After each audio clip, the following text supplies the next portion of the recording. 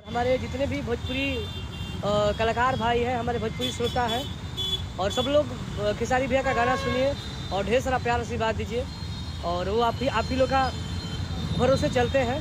Love you, जय हो भोजपुरिया समाज, लव यू खेसारी भैया। दोस्तों आप लोग के बता दें कि जब खेसारी लाल यादव जी के गाना डिलीट हुआ था बॉलीवुड भोजपुरी यूट्यूब चैनल से, तो उस टाइम विरोधी लोग बोल रहे थे दोस्तों कि खेसारी लाल यादव जी का करियर बर्बाद हो गया जी। और आज बता दें दोस्तों कि खेसारी लाल यादव जी के उसी चैनल पे एक वीडियो गाना आया है दोस्तों, जिस गाना का टाइटल है उधार धनिया जी।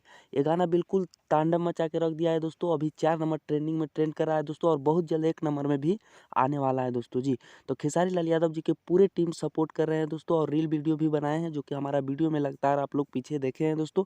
तो आप लोग के यार रील वीडियो कैसा लगा है दोस्तों? वीडियो अच्छा लगा है तो लाइक कीजिएगा और ज़्यादा से ज़्यादा शेयर कीजिएगा दोस्तों। धन्यवाद दोस्तों, फिर मिलेंगे अगले कोई बवाल खबर के साथ।